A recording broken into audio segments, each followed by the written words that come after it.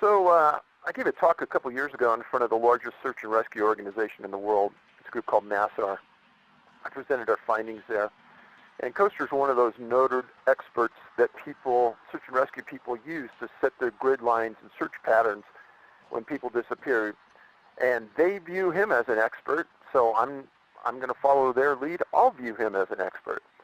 So if people want to say, oh, you know, that's real normal for a 2-year-old to be found 6 miles away and 2,000 feet up, you know, that's not what Coaster's research did. And, you know, if you look at other things that have happened, I don't think that's going to work. So a lot in my books, I will point to other people who have done research beyond me and know more about these things in that specific area, or I will give someone else's opinion about something specific, and rarely will I come out with a strong and wrong stance on something other than saying, well, you know, this seems pretty far outside the bounds of what I knew my kids could do. Right, right. Now, you've spoken in front of search and rescue groups, right? Yep. And how do they take this stuff? So that is pretty funny. Publicly, if I'm in say I'm in a group of 20 of them, and I bring up a topic, as a whole, they'll kind of push it away and offer some subliminal resistance. One-on-one, they'll come up and they'll say, oh, this has been going on for years. We know about it, blah, blah, blah. Well, at the NASAR conference, I don't know how many hundreds of people were in the room, but 2 different Alaska State troopers stood up and they said, Dave, we all know in this room, if we've been doing this for more than 10 years, this is something we've seen many times. We don't know what's going on. We're not sure what's happening, but a lot of people in this room are just afraid to say it. But you're saying what a lot of people don't want to say.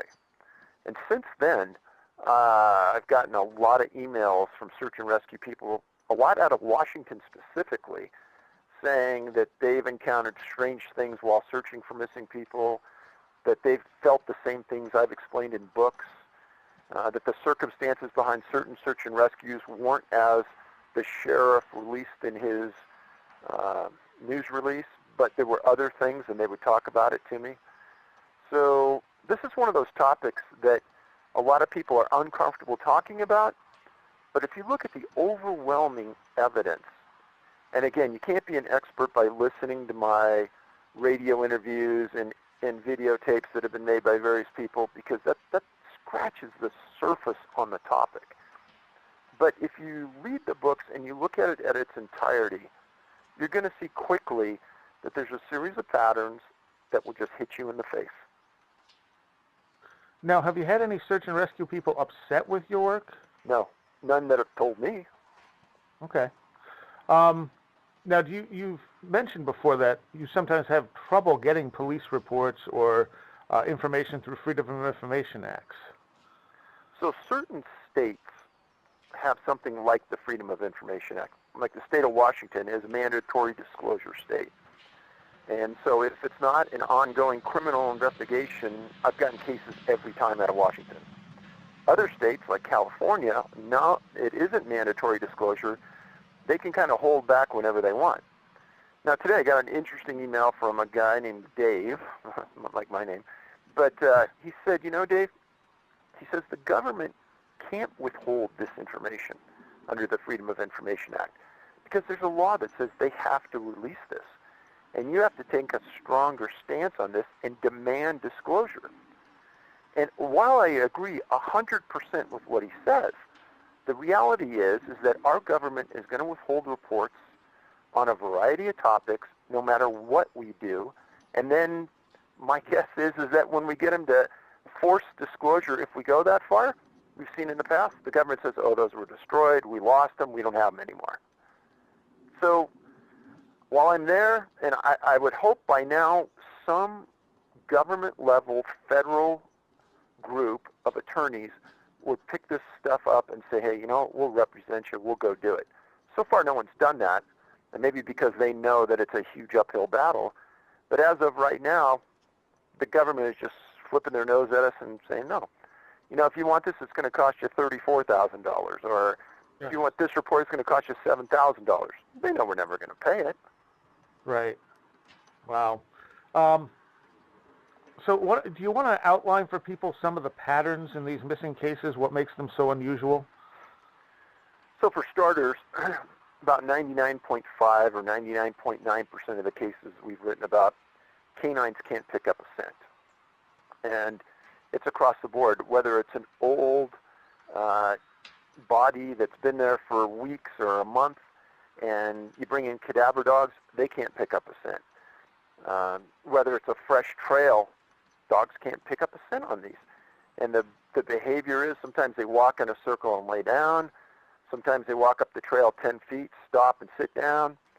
It's a pretty common theme. They never either don't want to work or are afraid to work, or there is no scent to pick up. That's probably the most common one. Another one is that after the person disappears or as the event is unfolding, bad weather moves in, meaning rain, snow, wind, sometimes it's fog. One case I wrote about, there was a huge dust storm.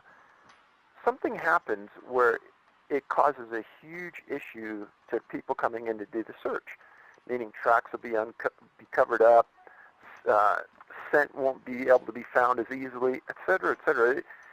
It's befuddling, and we didn't quite understand it or see it in the first 100 cases, but by the time we got to the 1,000th case, there's no doubt these are some pretty common themes. Yeah, and they're very weird things too. They are. I mean, and it doesn't matter if you're on the water, you're in the air, you're on the ground. These things are going to happen, it seems. And some of the people that may be listening to this interview for the first time say, "Oh, come on, this sounds like crap," or.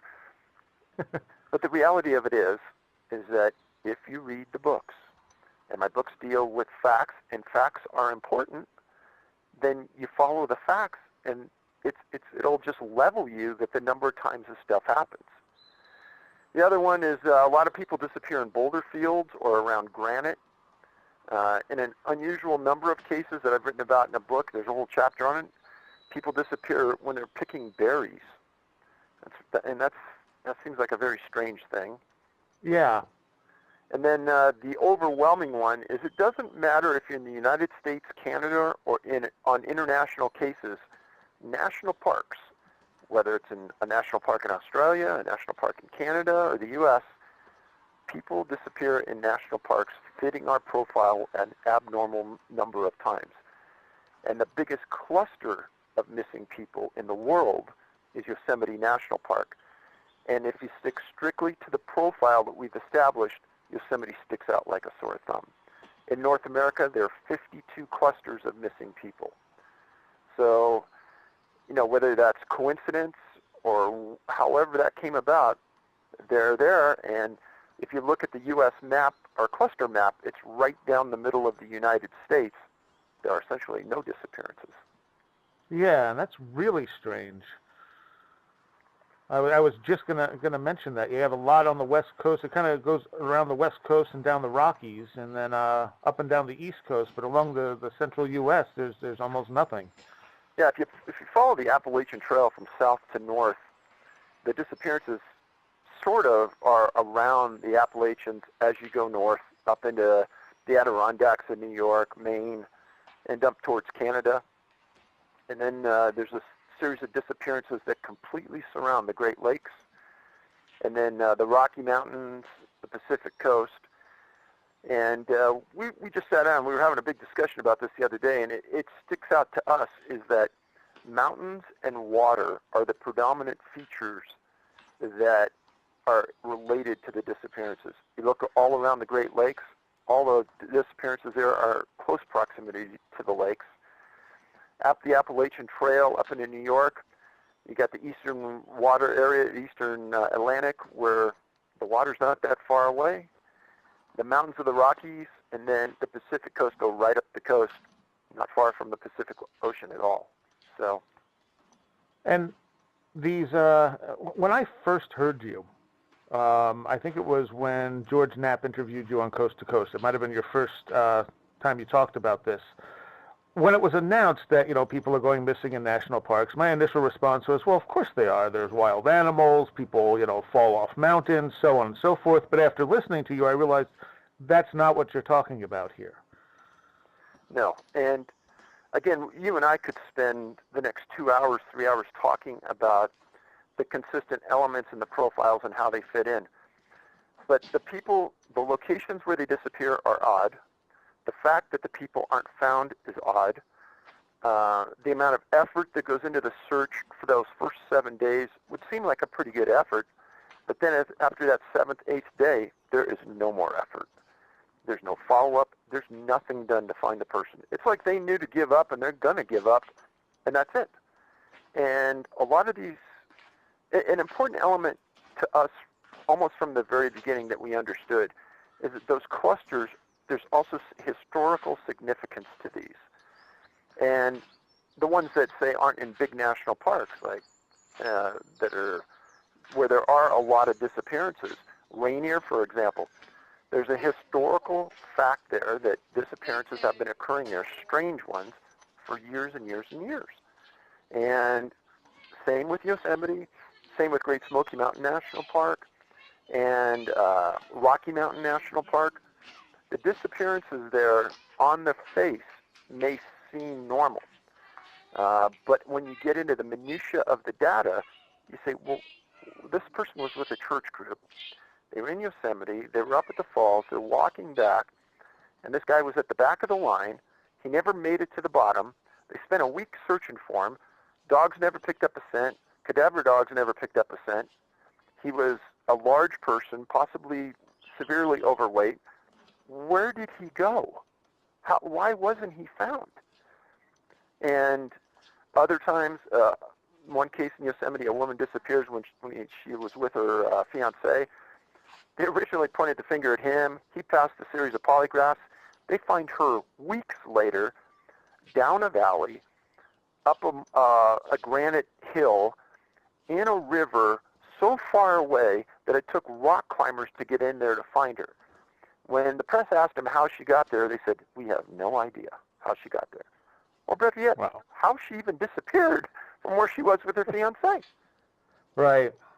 Now, when you're talking clusters, too, I think people need to know that these clusters aren't like a group of people disappeared in 1980. These go back from the 1800s, sometimes have decades in between the disappearances, but they're in the same area with the same type of information surrounding them. Exactly. I mean, one of the oldest disappearances we have going back to 1760. And when you read that case, it matches the facts of a case during the 21st century exactly. Yeah. And you think, how could that happen? Just recently, within the last year or so, we've identified a group of scholarly types that have disappeared. Namely, there have been 5 physicists that have disappeared in recent times. I mean, really disappeared, and they weren't found. Most recent one is a German physicist that was visiting Southern California, Lake Arrowhead area, disappeared on a hiking trail, last in line. A lot of people have made some sense of this, saying, well, if you're last in line while you're hiking, you have the least chance of getting back. And I would say, oh, no, that's not the case. But in reality, when you read the reports, the person who is last in line, something happens. Again, for the first-time listener, they're going to say, well, this could have been an animal attack. Well, one of the things with an animal attack is people are going to fight. They don't just give up and die. And when you fight, you yell, you scream. There's going to be blood. There's going to be hair. There's going to be a big disruption in the soil around there. And the animal smell and your smell is going to be all over that area for a tracker to pick up, and these searchers have trackers, pick up and follow that path. So in every one of the cases that we do, animal attack has been ruled out, mental illness or suicide has been ruled out, and drowning has been ruled out. So these cases that I've written about to this point, there aren't a lot of options that searchers have left for what happened. And one of the things people will throw out there is it must be a serial killer, but obviously you don't have a serial killer killing in all these different locations over centuries. Exactly. I mean, you got 52 locations in North America, and in addition, I've identified locations in Australia, New Zealand, and in other UK, say, where the same sort of cookie-cutter disappearance and facts surrounding it exist. Yeah, and it's You have started a petition, and let's get into that real quick. This is to get some of these national parks to do what? So I actually didn't start it, but it was one of the readers of my books, and the title of it is Make the Department of the Interior Accountable for Persons Missing in Our National Parks and Forests. And how that came about was early in our research, we knew that the national parks had a lot of missing people. And we went to the parks and we said, under the Freedom of Information Act, we'd like a list of people missing from Yosemite. Several weeks later, an attorney calls me and says, why do you want the info? And I said, well, we're doing some research, blah, blah, blah. And he says, well, we don't have it. If you want that list, it's going to cost you $34,000. And I said, well, isn't that information you should be keeping anyhow? And he goes, well, we don't think that's important. We rely on the quote-unquote institutional knowledge of our employees for that. Well, that's pretty bizarre because employees move around a lot in the National Park Service. So that was for Yosemite. And then I'm thinking to myself, let's make it real ridiculous and ask them for a list of people from their entire system. And he says, oh, they got back to me weeks later and said that would be $1.4 million. So most medium and large police departments in Canada and the U.S. have a list of all the missing people from their jurisdiction on their site. And the National Park Service, which is one of the largest federal law enforcement contingencies in the United States and has one of the biggest handprints because it stretches all over the United States, that federal law enforcement institution doesn't talk about missing people at all. They don't want you to know how many people have been missing from an area, and they do everything possible to keep that information from the public. Now, they also don't count someone as missing if they presume them dead, correct?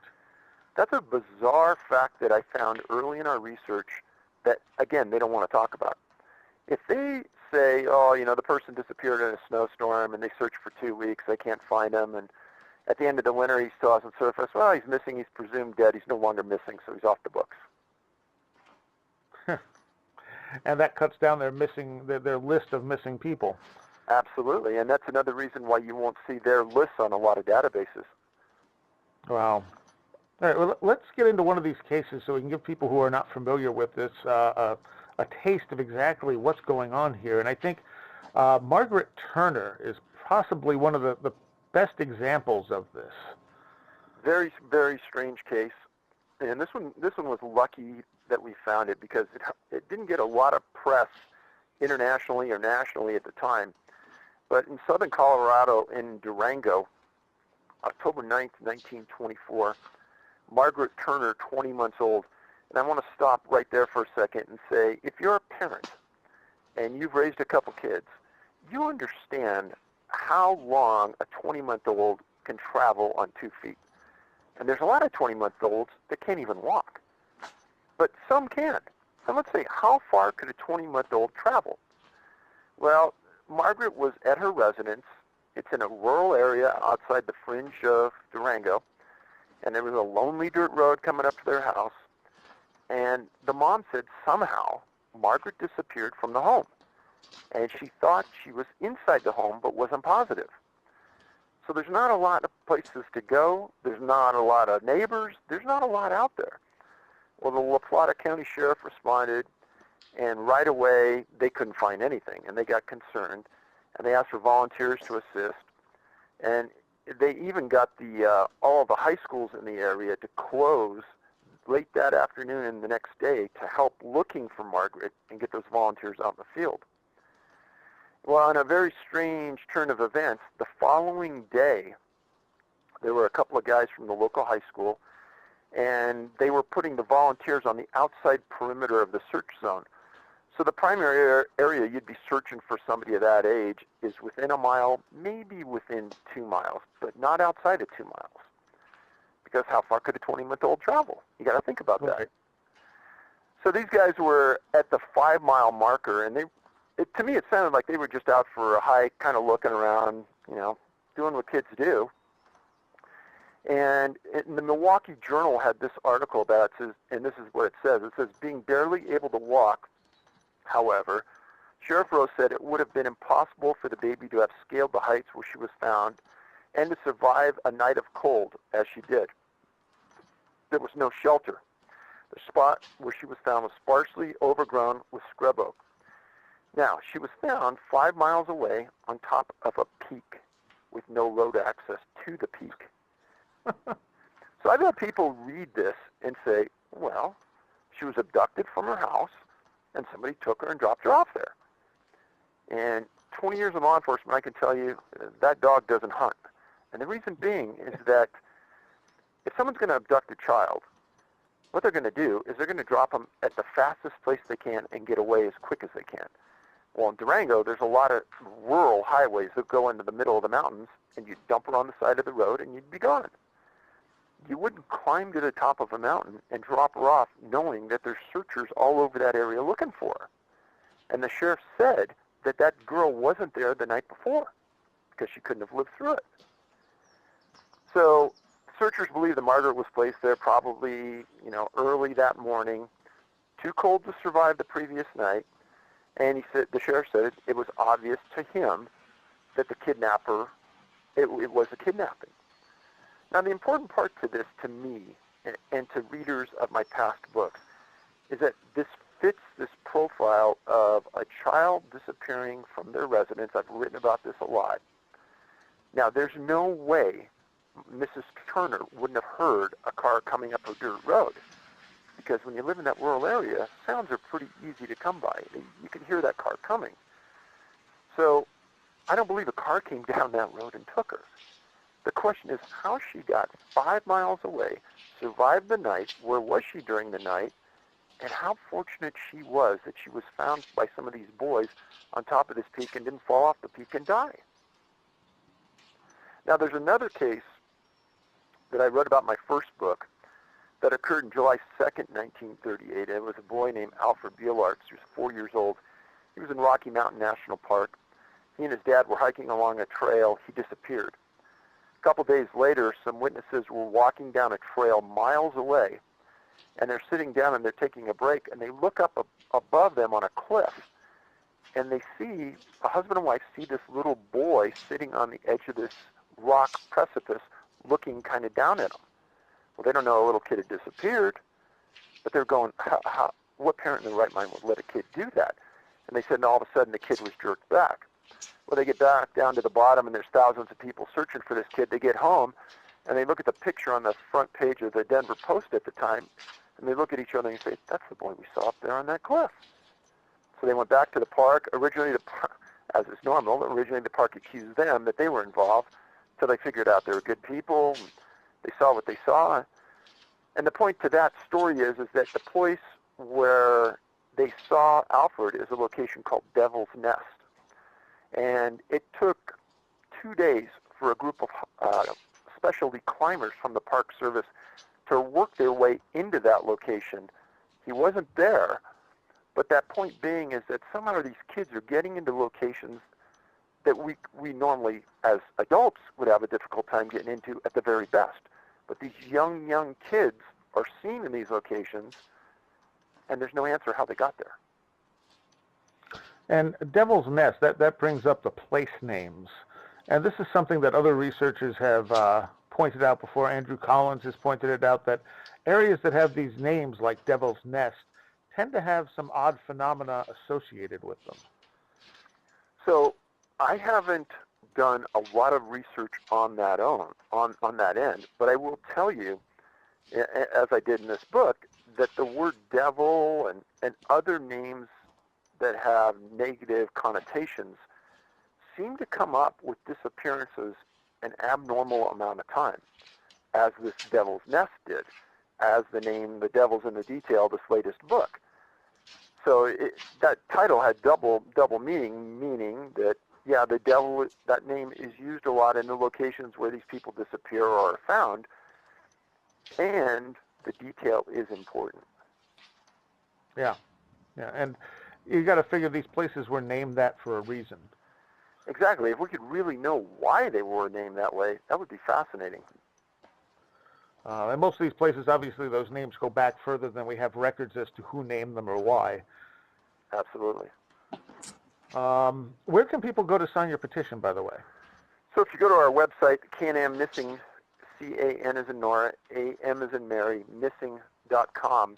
There's a link there where you can get to it. And we're trying to get upwards of 10,000 signatures, and we're about a little more than quarter of the way there. So every signature counts, and we'd appreciate it if you did sign it. Okay, all right. Let's move on to, I think it's Mitchell Dale Stelling. Yes. As we talked about earlier, when the reporter becomes part of the story, it's kind of interesting. One of the things that I didn't talk about earlier, but I meant to, was that another part of the equation on the profile is you have intellectuals on one side of that fence that are disappearing that we've identified. On another side of the fence are people with disabilities or people that have maybe health issues that aren't visible outwardly, but when you talk to the family, they did and they were severe.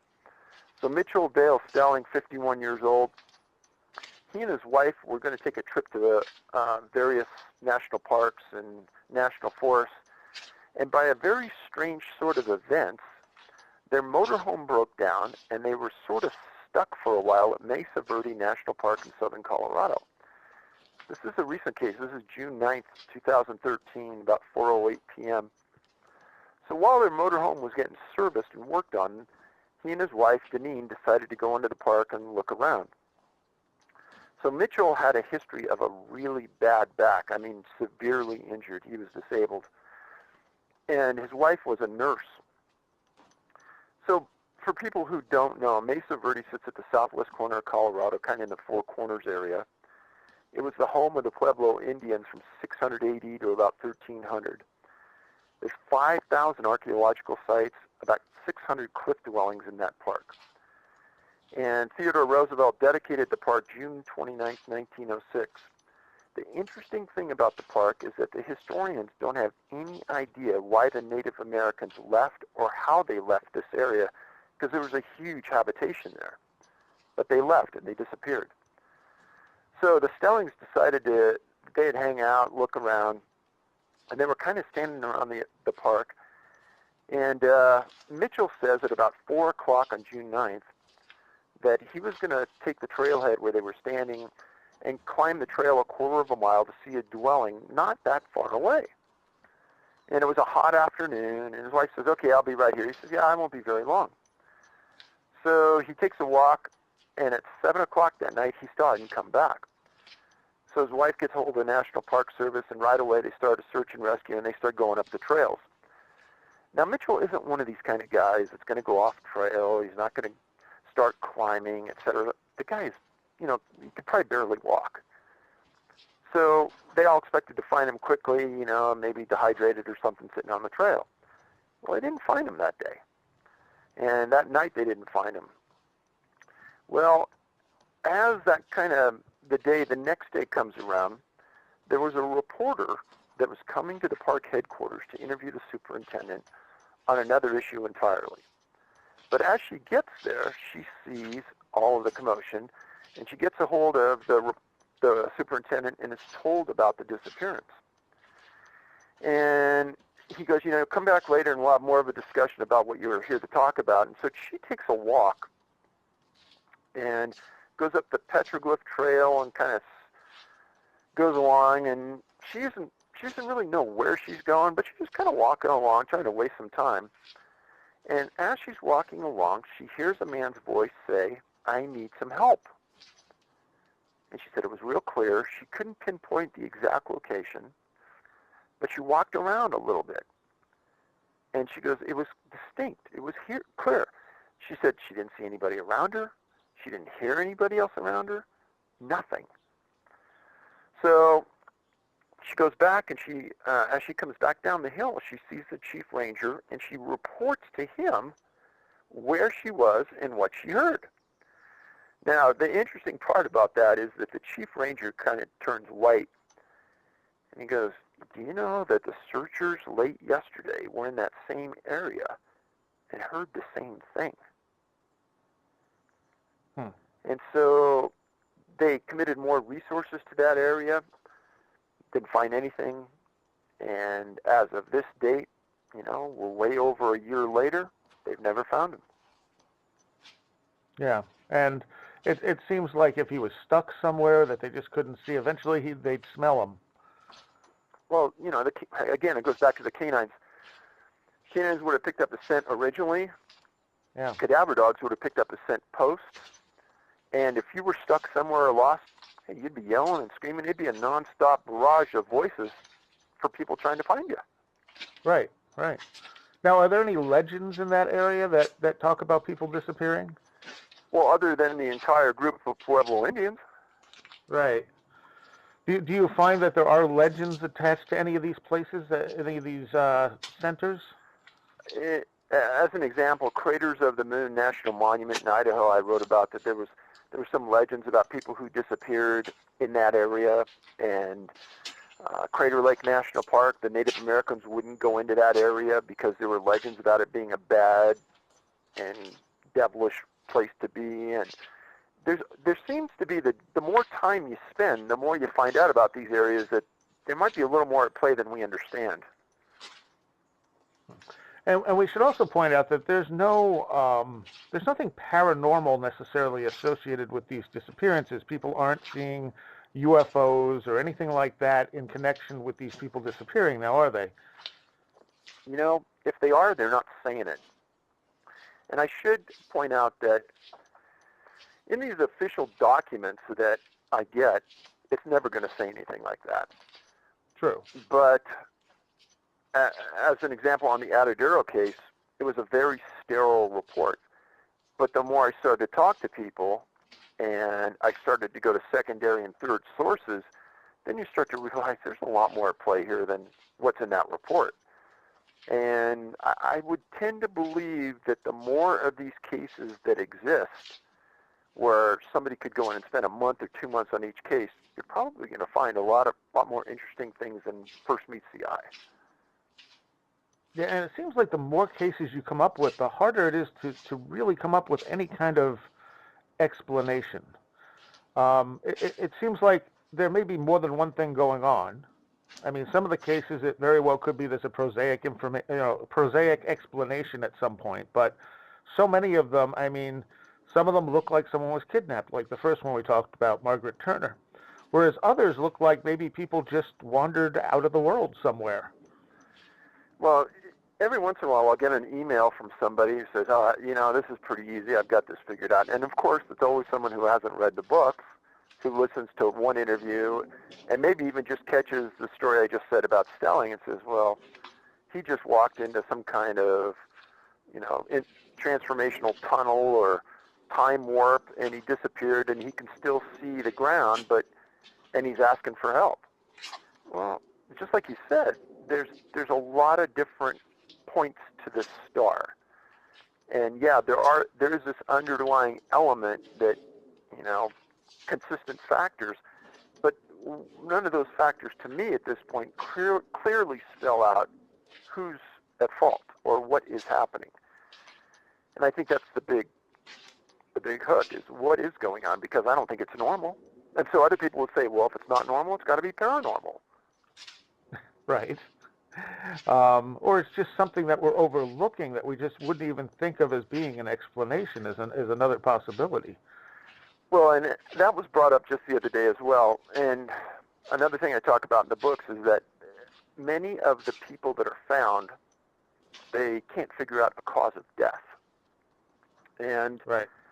I have some very close friends that are in the medical field, and they have all stated, well, that doesn't mean there isn't a cause of death, and we're just not smart enough yet to figure out what it is.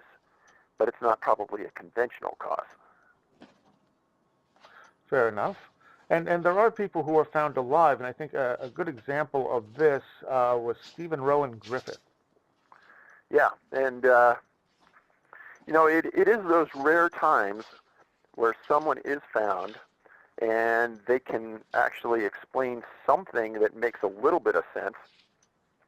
Now, this was a case where the mother contacted you, right? Yeah, and that's pretty unusual, but this woman had heard from some of her friends that we had done work on missing people, and she says, Dave, says, I don't know all the facts in your books, but let me tell you what happened.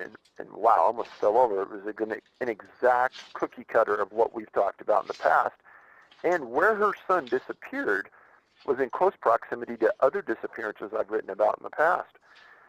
This occurred in an area of Richmond, New Hampshire, October 9th, 2010. 2-year-old Stephen Griffin. So he was at his grandparents' house with his dad and some other people at a family party. It's about 6.8 miles southwest of where a 3-year-old boy named Lewis Denton disappeared in 1947. Well, Stephen was in the backyard, kind of hanging around everybody, chasing a cat, and then all of a sudden people realize he's not there. And this is what happens. People all of a sudden, and that's almost word for word, yeah, we just realized he wasn't there. And they start searching, and pretty soon they get scared, they call for help, and they're all over. I mean, they can't figure out what happened to the kid because he's not that big, 2 years old.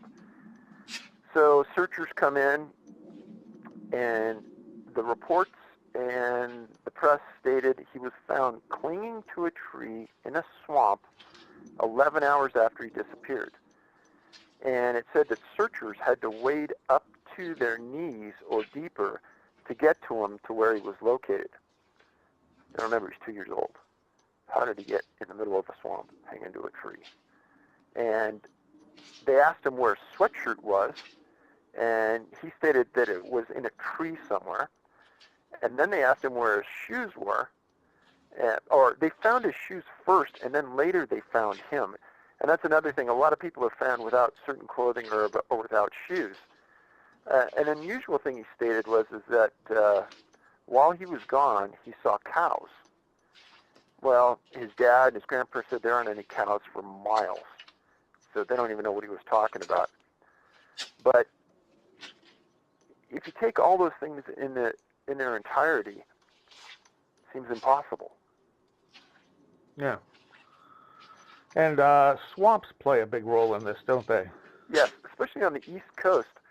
Whereas people on the West Coast are found around boulders and granite, people on the East Coast a lot of times are found in, near, or very close proximity to swamps. It's a very, very strange thing.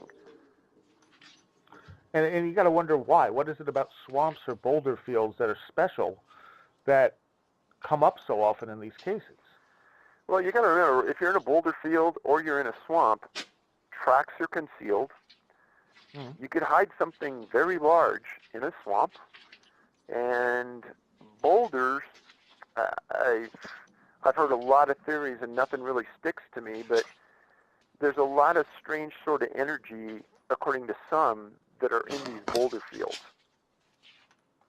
Well, I know, I think it's Iceland. They actually built roads around certain boulders because they felt that like earth elemental types live in the boulders and they'd be upset if they were disturbed. Yeah, and that's one of those stories in Iceland that goes back hundreds and hundreds of years. And I found this story about it, and sure enough, in the Iceland news, they talked about a major highway that was built around this boulder, this large boulder, because they didn't want to disrupt the spirits that lived inside the boulder. And I think it's David Weatherly talks also about, in one of his books, maybe Strange Intruders, he talks about legends of also the same thing, boulder fields in this country, that little people inhabit them and steal people. Well, there's one theory right there. I mean, who knows what they mean by little people? That's obviously a cultural translation, but again, you're looking at a connection between missing people and boulder fields again.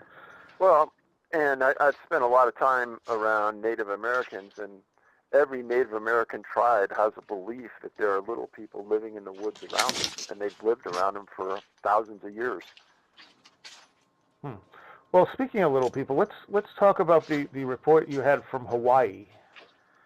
Well, that was an interesting case in that I had a friend that went there, and she was on this van driving around the island, and there was this elder Hawaiian that was driving the van and had all of this really interesting information about the island and its history, and it happened to be on Maui. And she came back and said, "Dave, you got to talk to this guy." Because when it was over, she went and had this private conversation with him, and she knew about our work, and she asked him a lot of questions, and he says, "Oh, yeah, it's been going on here for a long time." And the story was, his name was Roy Ericaios, and he grew up in Hawaii. He grew up on a plantation near Lahaina, and on that plantation, he kind of talked about the way of life, and all the families had just a roof, electricity, and water, and the plantation owners, you were kind of stuck there with their money, and you couldn't go a lot of places. But he said that the little people lived in the mountains there, and they were called, he spelled the word Hune. He said they always were in the mountains. You rarely saw them, and the people tried to avoid them.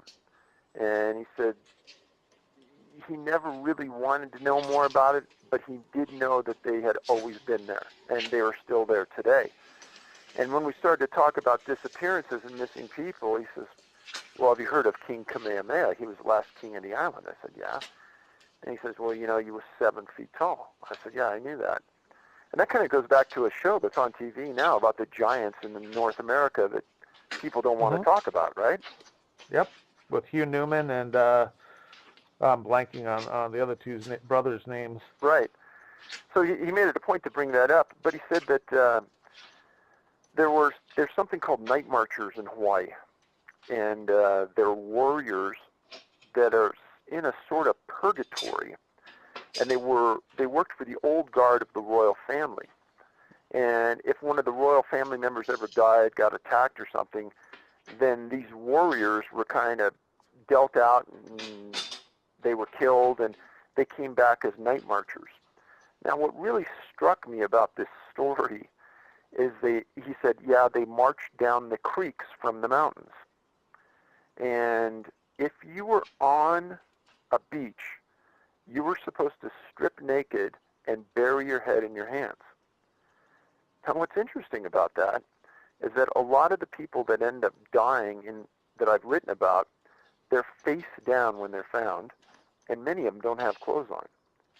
And I thought, wow, that is just too amazing of a coincidence for it to be just pure coincidence. And he said, if you look up, you'll be taken or you'll die. And the nakedness is supposed to show your humility for the situation.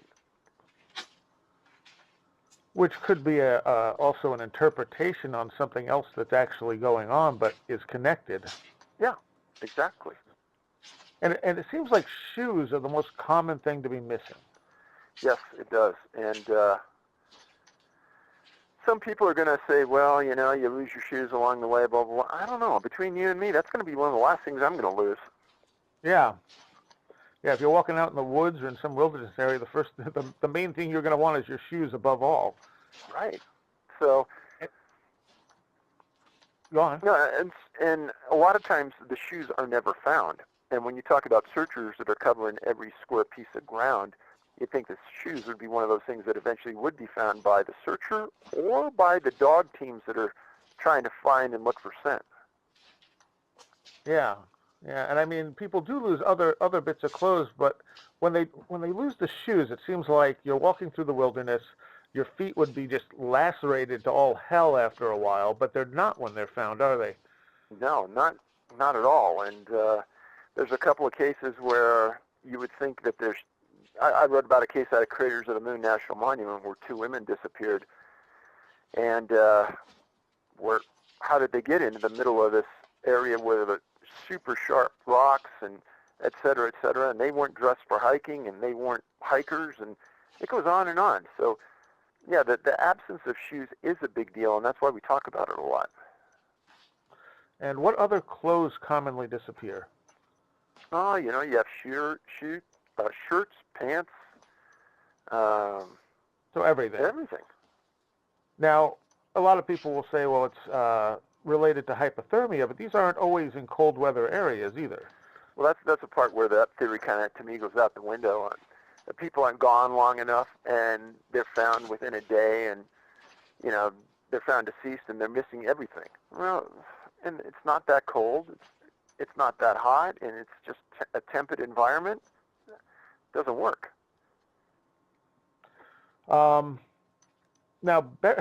one of the common things, as you mentioned earlier, is berries. Berries seem like such a weird, common thing. You've had cases where people have been found around berry fields, but so many people have disappeared picking berries. It almost doesn't make sense. Well, as somebody told me not too long ago, that berries are one of the most nutritional things that we can get in the wild. I mean, there's almost everything about a berry is good for you. And they thought that that was unusual, but there's a couple of small clusters in Canada where everybody in that cluster was an elderly person picking berries. And some of them couldn't go very far, couldn't travel well. They should have been found right away, a massive search. They don't find anything. It's also interesting that no one ever sees anyone get taken. I don't think you have a single case in here where someone sees someone take something or take someone. It seems like they just disappear into thin air, essentially. Well, I think I said this on George Knapp's show one time, is whatever is happening here is 100% effective. And if you think about that ratio, how could anything related to human activity with a human suspect be 100% effective 1,200 times? I think that's impossible. Is it possible it's not 100% and we just don't recognize it for what it is? Well, and then you go back and you think, okay, so I've written about 1,200 cases, but I've probably looked at 5,000 cases that are outside the bounds of the profile. And to me, and to the other people that have read these cases, there isn't something that would be consistent enough to add to the profile that would be a critical part of the disappearance itself. Now, if you think about the weather issue, mm-hmm. I talk about it in the book, and I said, well, you know, the United States has been manipulating weather for 50 years, and we can just talk about a minute part of that, say cloud seeding. So at a small level, we can manipulate the weather, and everyone would agree. Now let's think about a greater level of weather manipulation, and then you could talk about HAARP and all the kind of murky information about how HAARP can control the weather to an even greater degree. But then there is also an amendment in the United Nations Charter that says that nations cannot use weather as a factor in war times. Now think about that for a minute. Why would the UN have a charter amendment like that unless there was the ability by someone somewhere to drastically control the weather and thus have an effect on a war? Yeah, that is odd. So if we can do it and manipulate the weather to that degree, there's probably a lot of things that, you know, governments can do that we don't quite understand yet. Sure. I think that's kind of a given. The stuff we know that the government can do is probably at least a few decades behind what they can actually do. Sure. And the storm thing is also, I mean, it is very weird. You had a case, I believe it was Susan Jackson, who was found dry after a rainstorm. Yeah, and that one sticks out, and everyone who would read it would say, oh, that's weird. Yeah. But those type don't happen that often where it's that blatant that something else is going on. So a small girl disappears from a house. It storms the entire time she's out. She's found out in the middle of a small wooded area that is just absolutely drenched, and she's completely dry, and she doesn't remember anything about what happened. And therein lies another element that we talk about in the profile, is if the people are found, 99.9% of the time, they don't remember how they disappeared, where they went, or what happened. And they're also, you mentioned that they're often found with a slight fever. Yeah, and that is, I think in a majority of these cases that would be true, but the issue is that the victims don't get to a medical facility fast enough to pick up that fever. But in the instances where they do, and the doctors are astute, they mention it. And again, if, say in a police report, if the policeman didn't go back and actually interview the doctor, he would never even put it in his report. Or if the reporter didn't go to the hospital to interview the victim, it would never be anywhere. It's just in those rare times where there's somebody who's real conscientious that writes down a lot of things that don't seem to be, important, that you pick these things up. It also seems strange that you don't get people found who have massive injuries. They're either found dead with no obvious cause of death most of the time, or they're found alive and in pretty decent shape, considering. But there are these cases that I just started to write about in the last few books where people are found at the bottom of a cliff. Yeah. And I wanted to edge into that topic because it is unusual. And a couple of things have come about in the last couple of years that we picked up that really point to that as another element that we should be looking at hard. Just because somebody walks into the woods, that does not mean that they're not being careful. And I can honestly tell you in the thousands of hikes I've done in my life, when I'm alone, I'm way more careful looking where I'm going, climbing the trail, where I put my feet, than if I'm in a big group of people. If I'm in a big group of people and I break my leg, I know I've got help. But when you're alone, you don't. That's true. That's true. And a lot of times when they're found at the bottom of cliffs, it's in places that they weren't actually planning on being in the first place. Yes. And it surprises people, searchers, when they find them in these locations sometimes. There's a video that we put up, and you can get to it through the YouTube page on our website. But myself and another individual went out to Vail, out in central Colorado. And a doctor named James McGrogan, this last winter, was with a group of other physicians, and they were going up a trail in February, I think it was, lots of snow, right across from Vail Ski Resort, right across Highway 70. And as they're about halfway up this trail, somewhere around 10 o'clock, McGrogan, who's an emergency room physician, early 30s, outstanding physical condition, triathlete, marathon runner, he says, hey, I'm not tired. I'm just going to take off. I'll meet you guys at our next stop. So this trail, it's heavily, heavily used. It's almost like a road. You cannot get lost on it. Well, his physician friends went up to the next stop. He wasn't there. Well, I said, well, maybe he went on. They went to the next stop. He wasn't there. Well, by 5 o'clock that night, they knew something was really wrong. They sent a guy back down. Big search starts. And they search for a week, and they find nothing. They had searchers taking every ski path off of this trail, and they couldn't find him. He was carrying a backpack, and he had what's called split skis on his backpack, meaning they would be a snowboard if you kept them together, or they'd be cross-country skis if you split them up. They had helicopter overflights that went on all week, multiple helicopters. What they were looking for is tracks through virgin snow. They didn't find any.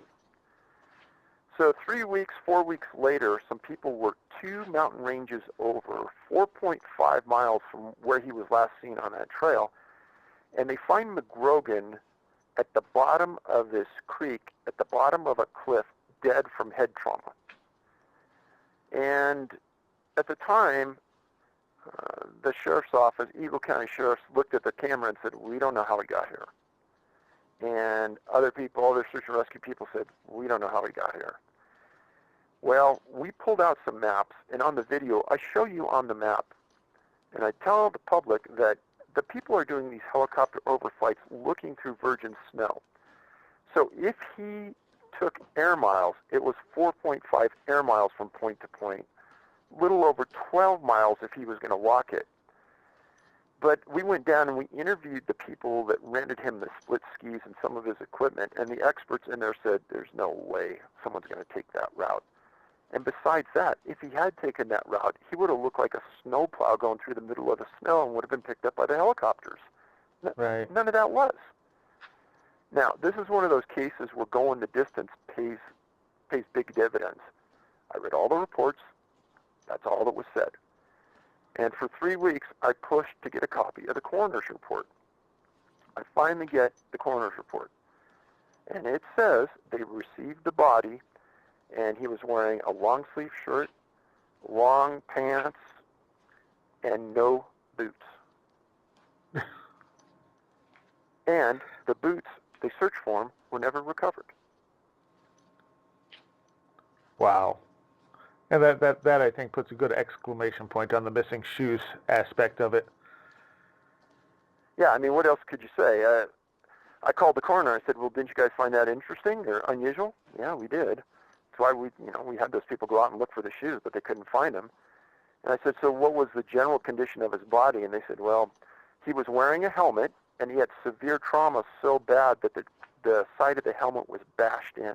David, so you have this petition that you didn't start. I thought you did. And that is, it was started by one of your readers. Yeah, she read the books, and she understood essentially the same issues that we did, and that was that the Park Service isn't being very transparent with its facts and isn't really being accountable for the missing people on their public lands. And if anything, they're trying to conceal the fact from the public. And what this petition is asking is that they be transparent. They put up a website. They don't even have to put up a website. They have to put up a link on their site indicating who is missing and where they were located at. And if it's not a hard thing to do, but then again, I don't know how many people are truly missing on their parks because we don't know. Right. Right, and it's not hard to do, especially considering the technology today. I mean, if this was the 70s, it would be one thing. Exactly. And people can sign this petition where? So you go to my website at canammissing.com, look at the links at the bottom, scroll down, and you can find the petition and go on there, sign it, put on a few comments. We'd appreciate it. And also people can find, obviously, the books there. The books are there, and the videos are there. We've made 3 videos about 3 cases, and they've gotten some pretty good reviews, so please go take a look at those as well. Okay. And what else is on the site? Is this where people can contact you? Yeah, there's a link there for emails, and we kind of have a current events page where there's current cases that we're looking at or we're talking about. And on Facebook, I kind of revert people back to there where they can look at me and talk and bring up cases that concern them. I do tell people, though, that if you haven't read the books, kind of keep the cases and don't forward them because there's hundreds of missing people every day in the United States, and we're interested in a specific profile that fits that missing case. And honestly, I get cases every day from people who have read the books that are pointing me in the direction of new incidents, and there are new ones almost every day. Now, you don't look at missing people in urban areas, so why is that? Well, originally we didn't because the people out there that are the naysayers will just say, well, that's a human abduction. So we decided that we would stay in those rural areas or in locations where it would really take the human factor out of it. And initially there were some people that said, well, it could be a human abduction. Well, if it was a human abduction on the trail, then the dogs would pick up on it and their scent would be tracked. And trackers would pick up that there were 2 people walking together, and that would become evident real quickly. And neither one of those has ever happened. Then the third factor is that you have helicopters and planes that are flying in the area with forward-looking infrared radar, and they're never finding anything. And then the last factor is that the people, if they are found, more times than not, they're found in an area that had been searched dozens and dozens of times before, and they're located the next day right in the middle of that area, which is a strange fact. Yeah, and there was one case I remember you said that they were looking for this girl and they searched this farmhouse, I think it was an abandoned farmhouse, and then a huge storm hit, and they went back into that farmhouse right after the storm, and she was there. So it could be that farmhouse, it could be a field, it could be a forest. It could be the main trail that the search and rescue people were taking every day to go out and look for the person. And in one instance in Sequoia National Park, a tree went down, and this little 2 or 3-year-old boy was laying on top of the tree when they found him. So it's almost, as some people have said, it's almost as though they're placed there to be found. Yeah.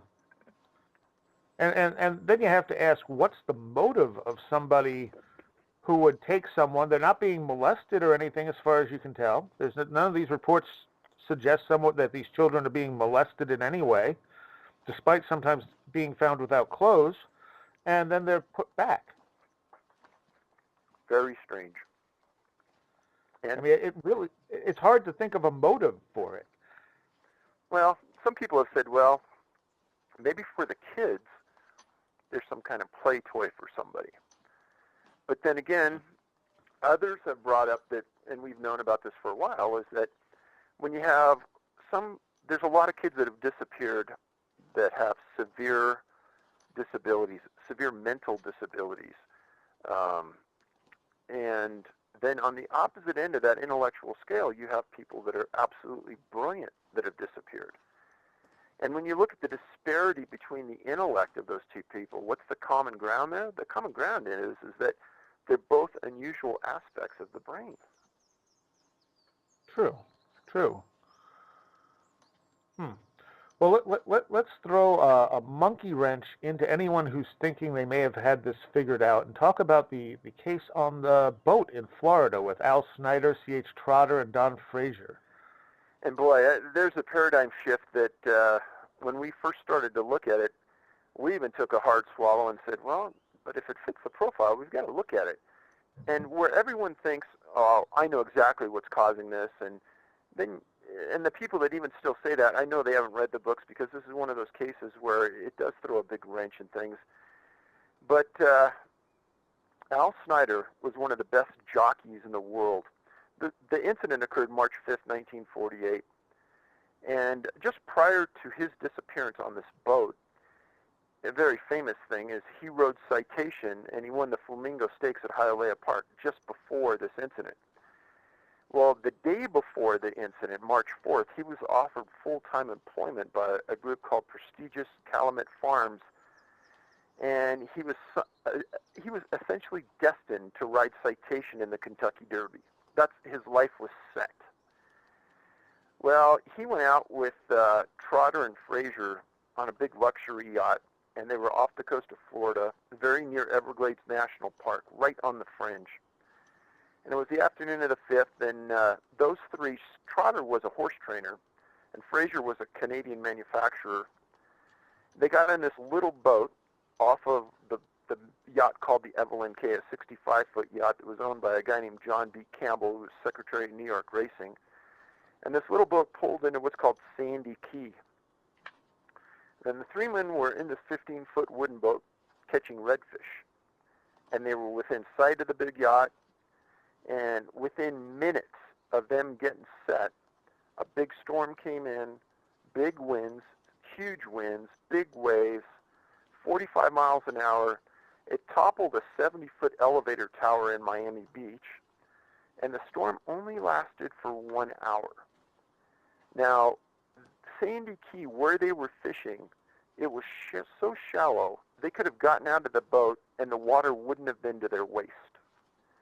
But they disappeared when the storm came in and the big boat couldn't see them anymore. They just were gone. Well, the big boat calls the Coast Guard. The Coast Guard contacts armed forces and immediately asks for assistance. And they were the only group to disappear in this storm. And the effort to find these guys was nothing short of the biggest I've ever heard of. They put out 30 planes, boats, blimps, helicopters, everything.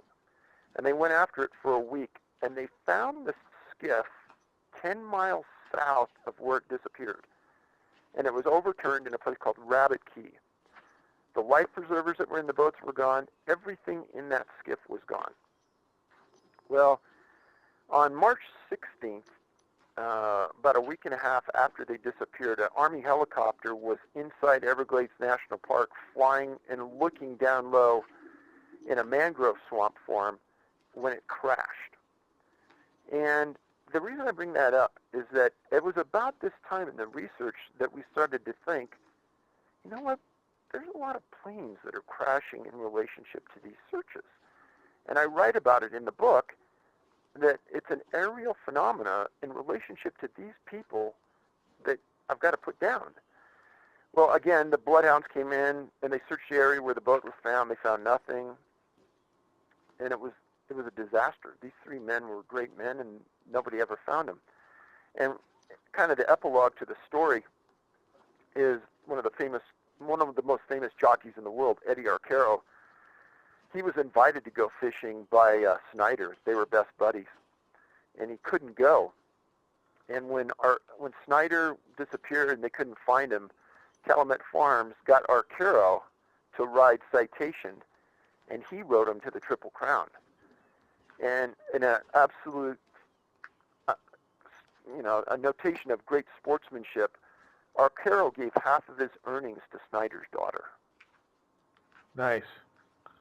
You don't hear about that stuff very often, but it needed to be said. Yeah, absolutely. And, I mean, is it possible that the large waves just washed them out to sea? Well, it would have washed them inward in this key towards the coast rather than away, with the way the winds and everything was blowing. So when they found that boat 10 miles south outside the key, it didn't make a lot of sense to a lot of people. And you also mentioned in this book you have a case where like a cave diver, underwater cave diver goes missing. So I mean, it's not just in the woods and in mountains at this point. Well, and the cave diver is one of the greatest whodunits, I think, in any book I've written about, because there was no place for that guy to go. Right. And I'm sorry, go ahead. No, go on. And I mean, the search for him was one of the biggest underwater searches in history, and those guys essentially staked their life that he wasn't in there, and that was the last place that they saw him go in. So where did he go? Well, that's the key question to so many of these, is where did they go? Even when they come back, where were they? And they can't tell you because they don't know.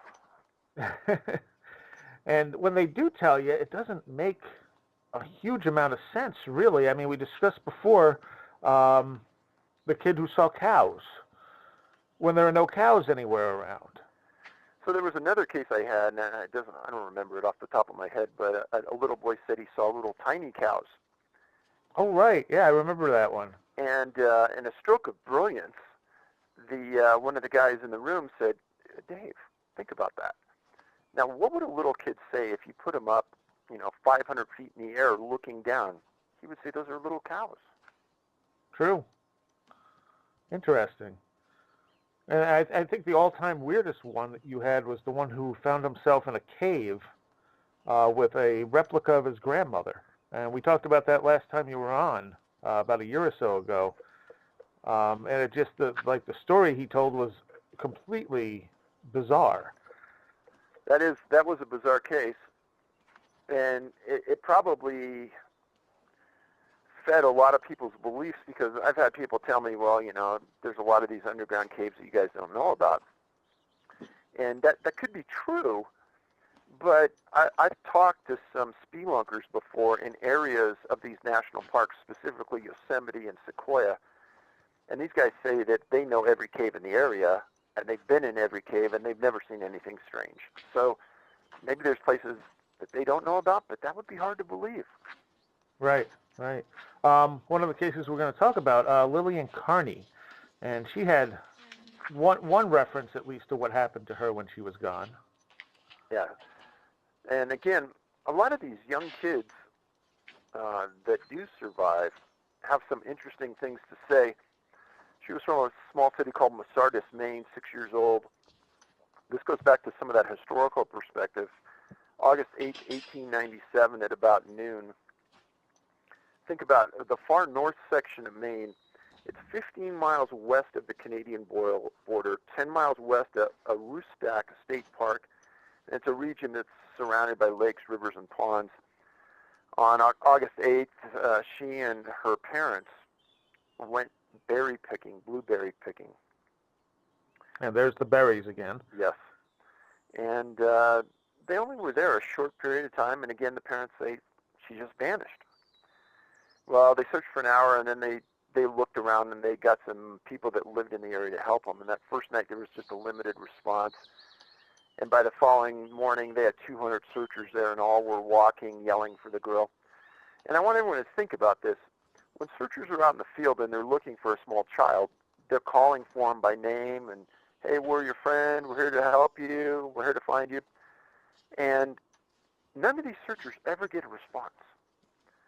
So if you were lost and you were cold and you were in need of assistance, you're going to respond. but these people don't. You got to keep that in your mind. Well, on Tuesday, about 300 area residents arrived to search, and 10 a.m. that day, a guy named Bert Pollard was somewhere between 2 and 3 miles from the point where her parents last saw Lillian, and they found her. And there wasn't a lot of detail on where she was found, but Lillian didn't say a lot, but she made one interesting statement. And I keyed on it, everyone keyed on it, and she said, "The sun shined all the time while I was in the woods." Now think about that. That's a pretty weird thing for a 6-year-old to say. Yeah.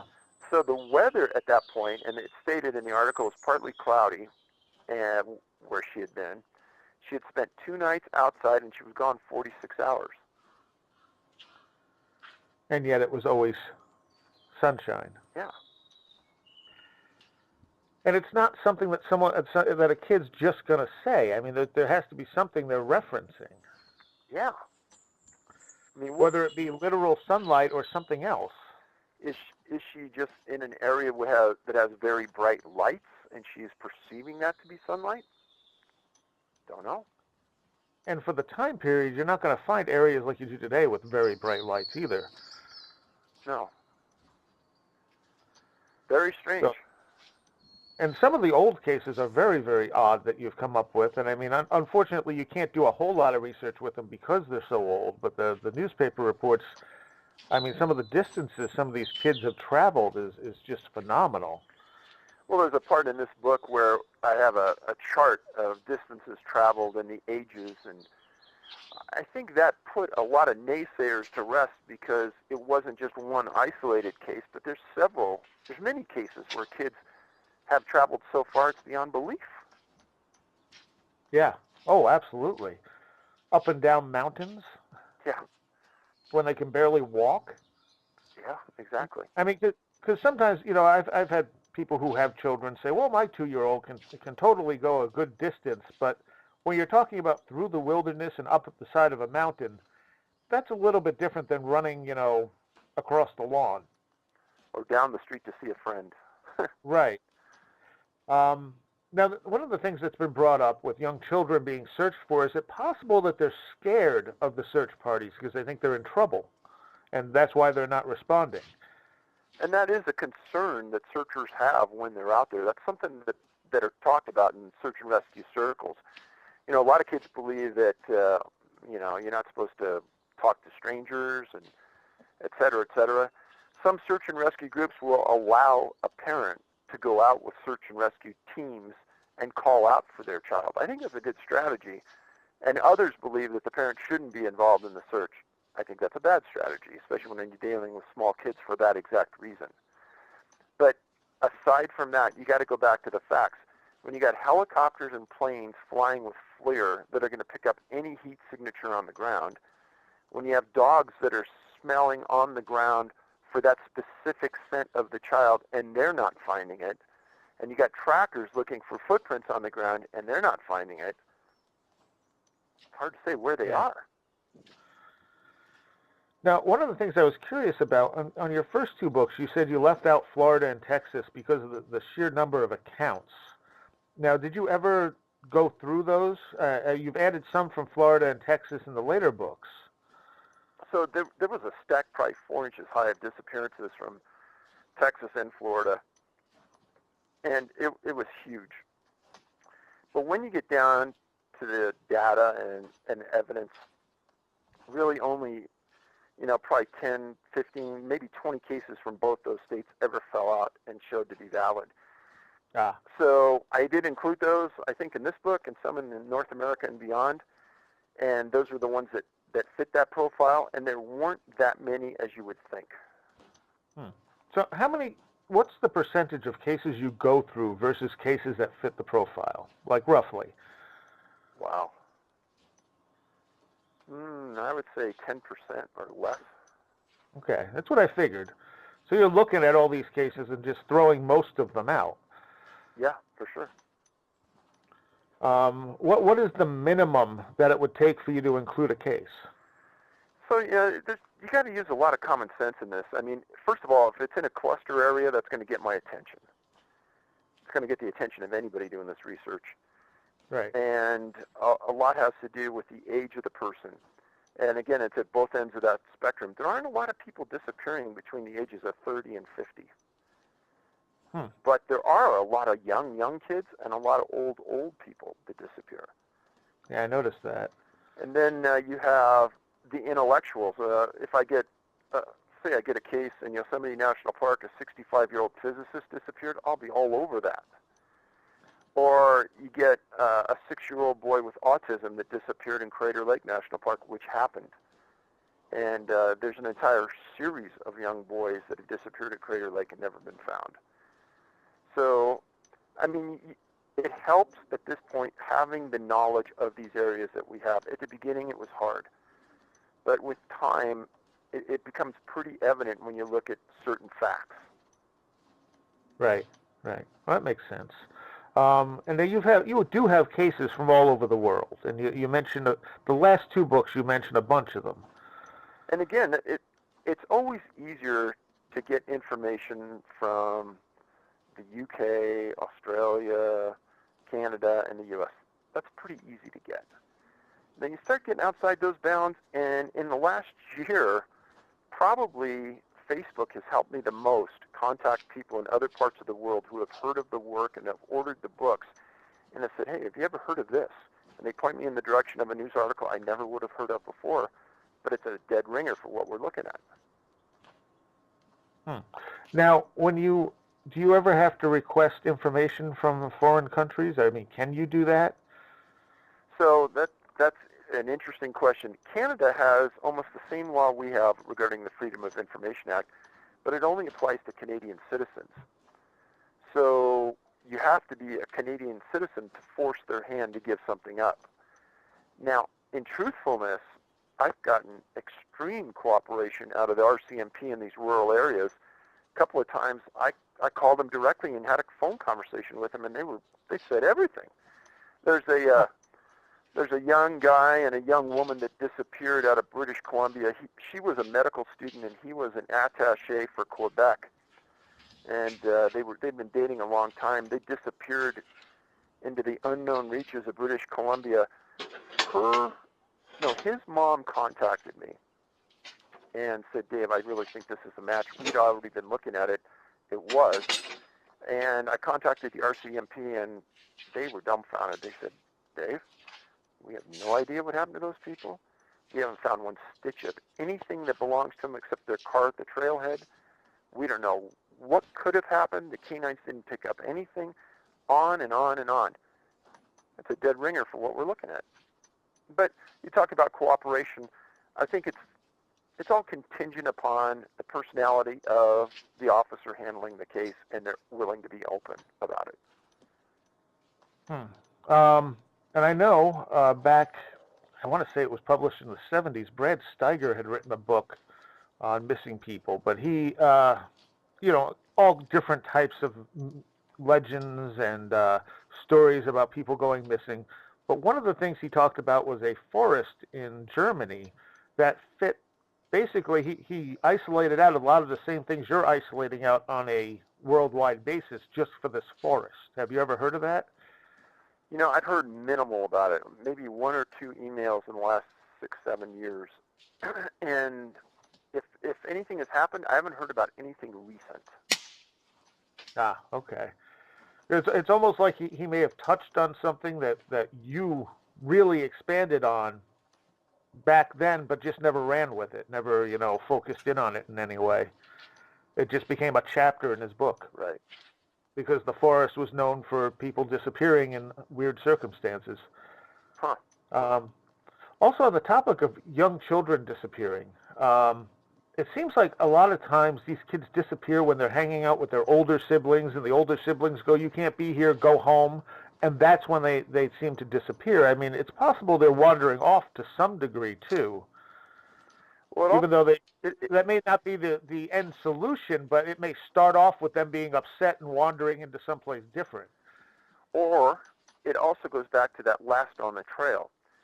And this has been brought up 100 times to me, so I'll just say what other people have said. Dave, it's almost as though something is watching and waiting for an opportunity when they can take somebody that's alone. So let's say a bunch of kids, more times than not, kids are disappearing at their grandparents' or their relatives' house. And that's a strange dichotomy that we understood a while ago. So the kids are visiting, they're in the yard, they get separated from the group, just like you're last on the trail, and they disappear. There was a case out of Australia just within the last 6 months where a husband and wife and their 2 kids were visiting their grandparents in a house that abutted the forest. The daughter said, and these are like 3 and or 4 and 6-year-old kids, and they were saying that, he was right here a minute ago, and the next minute he was gone, and I don't know where he went because he was just here a minute ago.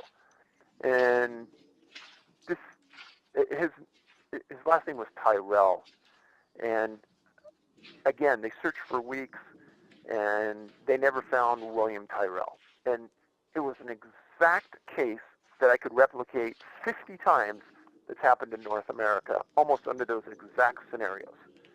And when it was going on, like the second or third day, I told my friends, I said, hey, this little 3-year-old boy, they should find him within a day. And if they don't, I don't think they're ever going to find him. And they never did.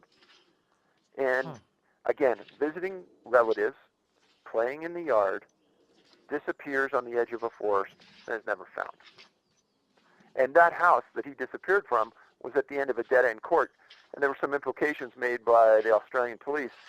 Maybe an abductor came in there. But as somebody who's worked abduction cases as a law enforcement guy, that would have been the last house that any criminal would ever pick to take somebody from, because there's one way in and one way out at the end of a court. And that's something we didn't mention at the beginning of the interview. You were in law enforcement for 20 years? Correct. Okay. And so you did work missing people's cases and such? Towards the end of my career, there was a famous case called Paulides, and Richard Ramirez abducted her from the inside of a house in Petaluma, California. And the head FBI agent that was working that case, that was assigned it during the first couple days, was a municipal law enforcement officer before he was an FBI agent. And he knew another detective I worked with, and he said, hey, you come up here and bring your best guy that you have, and I want you guys working with me. And I say this all the time. The FBI has the best forensic teams in the world and the best analysts in the world and the worst street-level investigators in the world, because they don't get the experience working on the street, talking to people, and getting the evidence that you need to get. And so this guy that was head of that task force brought us up and a few other officers to work that case with him. And I can tell you that it was horrific, just because Mr. Class was just taken through the wheels by Ramirez in court, called a child molester, et cetera, and his daughter was telling him how much he liked her and she hated his dad. And I mean, for a dad to sit there and take all this in court, it was unbelievable. So, yeah, I worked that case.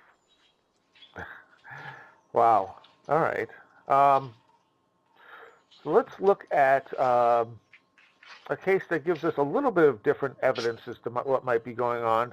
Jackie Helman. Yes. What would you like to know about Helman? Well, what's interesting is one of the things that they found is it looked like Helman was dragged through the snow. Okay, so that occurred January 2nd, 1941. Jackie Helman, 6 years old. I'm sorry, yes, Jackie. Badger Pocket, Washington, little tiny place 15 miles north of Yakima, kind of inland. And a lot of these things are happening in the late afternoon hours, 3 p.m. or later. This happened at 3 p.m.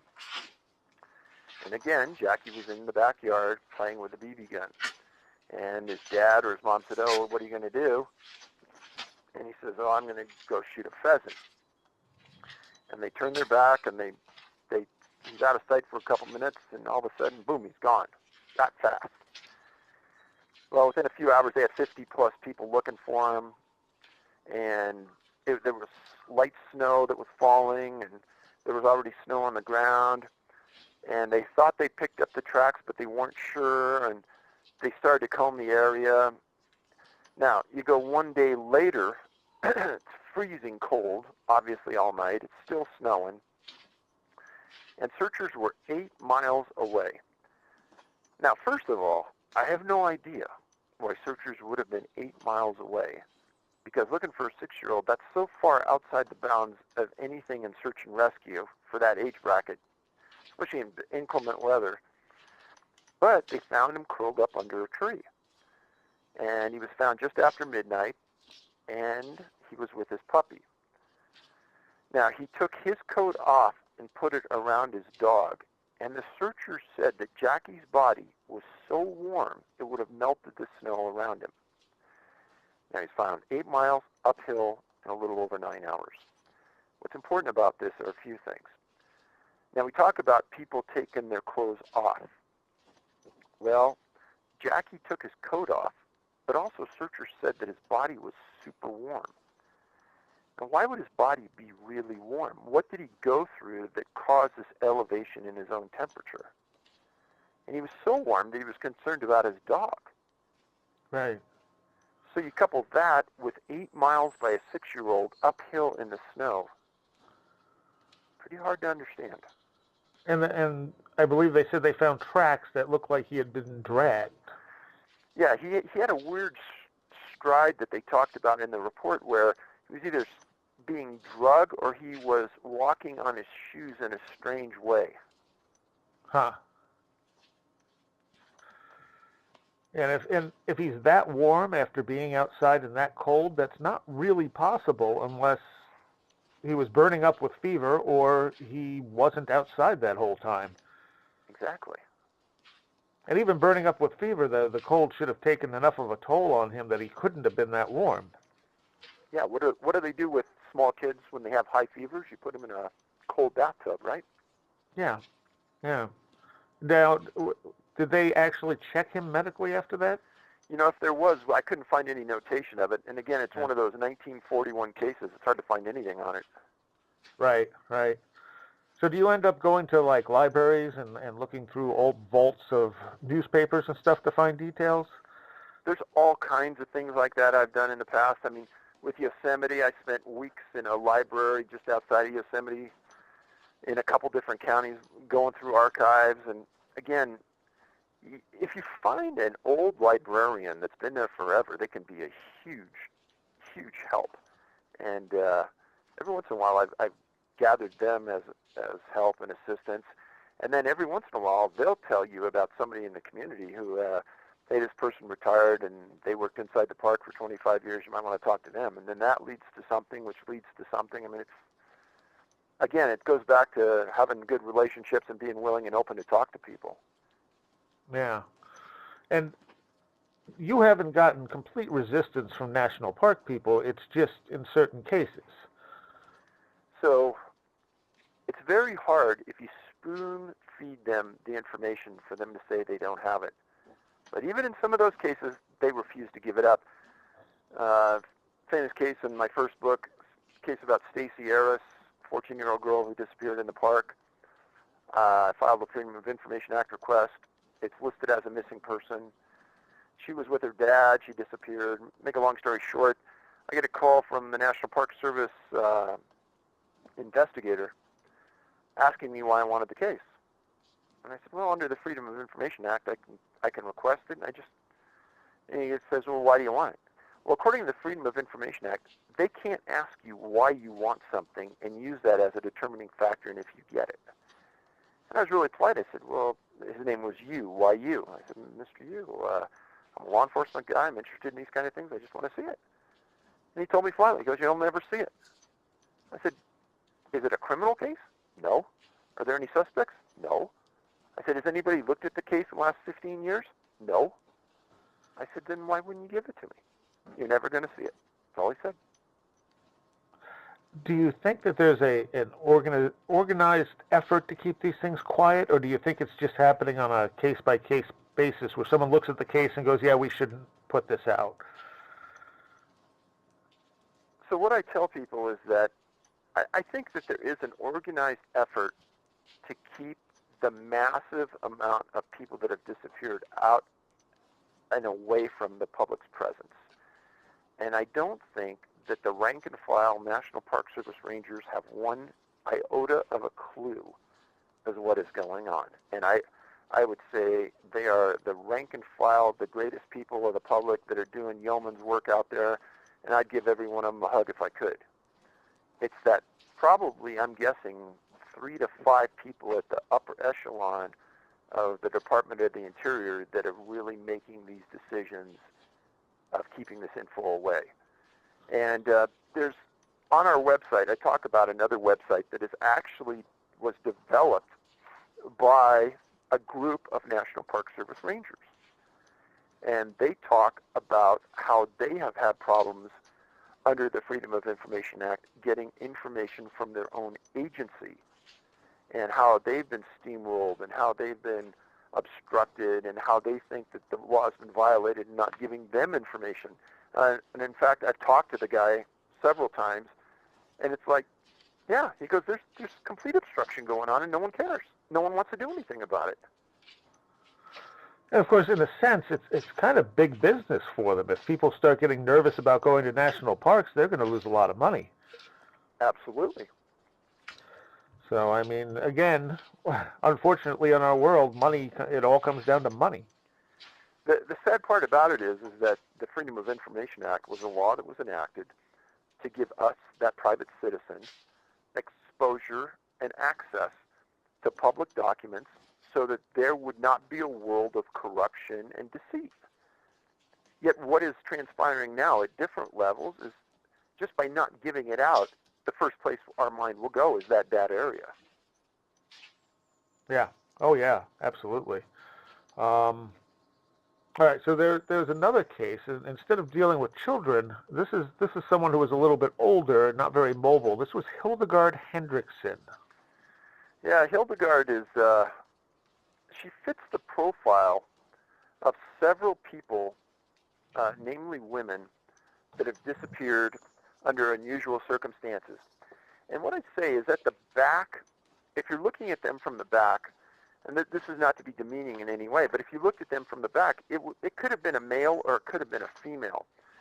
Because Hendrickson had very short hair, was rather overweight, and, you know, it could have been a man or it could have been a woman. And when we started to get into this, we said, well, maybe somebody is making a mistake and they really don't know what they're taking or what they're going after.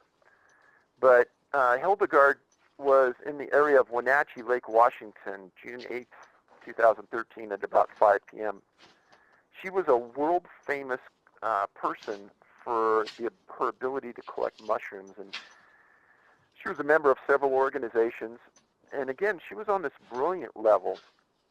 She was a professor at the Albert School of Business at Seattle University. Super, super smart lady. Well, she had been collecting mushrooms and often did this on her own. It just so happened she was going to tell her friends that she was going out to this area near Wenatchee Lake and Chihuahua River Road. And she said, yeah, I won't go out there alone, I promise. Well, she did go out there alone. And it was in an area where there were tons of morel mushrooms. And she parked her car. She left it unlocked. She left her purse in the car. And she took a bucket and some walking sticks, and she went into that area. Well, several people reported seeing her, including a physician that said that he had a conversation with her. Her friend said that she wasn't real mobile, so she wasn't going to go out of sight of her car, especially since she left her purse in it. And not only did she go out of sight, they searched for weeks, and they didn't find one iota of evidence of her being in that area. They didn't find her sticks, her bucket of mushrooms, anything. Her glasses that she was wearing, nothing. Now, this area around Wenatchee Lake is a hot spot for people that have disappeared. And I can't express to you enough that mushrooms are one of those kind of things with berries that seem to be a key factor on people that have disappeared.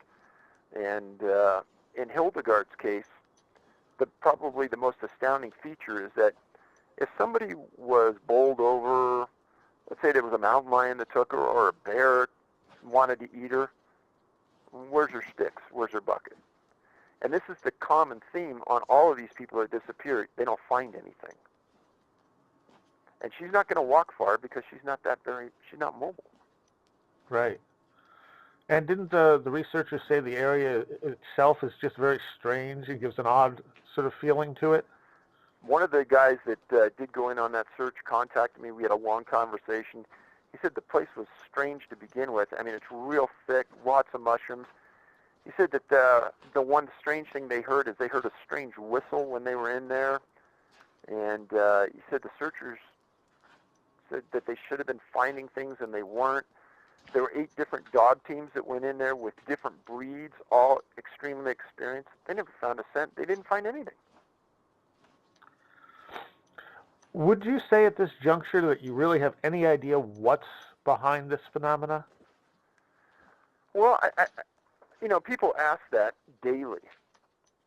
And I would say probably the one thing that's not part of the phenomena is I don't think humans are. I mean, I don't see a way that a human could be a perpetrator in any of this. Right. And we mentioned earlier people will sometimes suggest serial killers, but that's very easy to rule out. Exactly. I mean, let's say somebody wanted to abduct Hildegard. Well, you've got a trail that's pretty busy, and there were 3 or 4 people that said they were on that trail and came out and saw her and spoke with her. So you risk being seen. It wasn't a robbery because her purse wasn't taken. And if there was a struggle, she's a large lady. You're not going to spend the time picking up her bucket and her sticks and to take her and risk being seen on a very public trail like that doesn't make sense. And if you did do that, then the canines would pick up on that scent and trail it out. But they didn't. Right, and there are plenty of cases where people are kidnapped that you could show just that. It's easy to track at least the fact that they're kidnapped, if not figure out who did it. And then the bottom line is, motive. Why would anyone be on these trails and attempt something like this? I tell people that I live out here in Colorado, and Colorado probably has as many disappearances as any state in the union except California, and we have a lot of disappearances in Colorado. And I can tell you that if it was a person that was doing this, there'd be some dead suspects out there because the majority of the Colorado people are carrying guns on trails. Yeah, true. Let's move on to George Carter, because this one's very strange. Yeah, very strange incident in a very strange location. So that happened on May 21st, 1950. Again, a 3 p.m. disappearance. And it occurred on Mount St. Helens, and this is pre-explosion. The mountain erupted in 1980, so this was way before that. So Mr. Carter was a Boeing employee, and he was a National Ski Patrol member at Milwaukee Bowl on weekends. And what that means is if you're a member of the National Ski Patrol, you got to be a really good skier, and you've got to be really good at first aid. And they push to make sure that you can control dragging a sled behind you with a 200-pound person in it. So you got to be not only a great skier, but you got to be in really good shape. And Carter was. And he went up with a group of friends that were going to climb the mountain and then ski down the mountain. So they reached the top, and he said, hey, I'm going to ski down a little bit, go around this corner. I'm going to set up. I'll be your cameraman when you guys come by me. Well, the group was coming down. They didn't see him, and they saw that where there was some stuff down in the snow where it looked like someone had stopped, and they found a box where he had apparently taken his film out to load his camera. And they didn't find much else except some tracks going downhill. And the article said that they described what he had done as a wild, death-defying dash down the mountain, where no skier of his caliber would ever do. And he had to jump 2 to 3 large crevices on the mountain, and they followed his tracks straight down the mountain, off a cliff, and down into a canyon called 8th Canyon. Now, that canyon, they searched for Joe for 3 weeks. And again, think about this. They should have found something. His camera, Right. his skis, his poles, him. They found nothing. And what would cause somebody to behave like that? So again, a great skier, someone who would always ski under control. So he made a choice here to ski that way. Yeah. And and it had to be something that severely frightened him for him to make a choice to ski like that. Yeah, exactly. And those people said that they didn't see any other tracks in the snow, nothing unusual, no other secondary skis were with him. It was just him going straight down the hill. Yeah, that one's just so bizarre. And the fact that he was never found, I mean, at least if they found him at the bottom of the cliff, that would be something. Yeah, and if they would have found him at the bottom of the cliff, that kind of would have fit in with a lot of the other incidents that we've talked about where people are found at the bottom of the cliff in unusual and weird circumstances. But in this case, they never found him, which even adds more weirdness to the story. Now, have any of these cases you've written about, have they ever, I think in the third book, you mentioned a couple that had resolutions to them. Have you found any others that more information has come out and you've been able to resolve what happened to the person? Not really. Other than, say, on the McGrogan case that we talked about earlier, where you could watch it on YouTube, there's a couple of those cases where just pure luck that we stumbled into something that was obscure, like McGrogan not having his boots on. Now, think how strange that set of facts are, yet it's not in any of the 100 newspaper articles. It's not in the press release. It's nowhere to be seen, but it's a fact. Have there been any recent cases you've had that really stand out to you? Recent? Well, I think that case in Australia, William Tyrrell case, that's pretty recent. And again, that boy's never been found. And off the top of my head, there's probably a dozen others, but the reality of it is that they're all kind of fitting in this mode that you've identified here, Soraya. So nothing that really stands out as, wow, this one's really different from, or gives you anything new information-wise.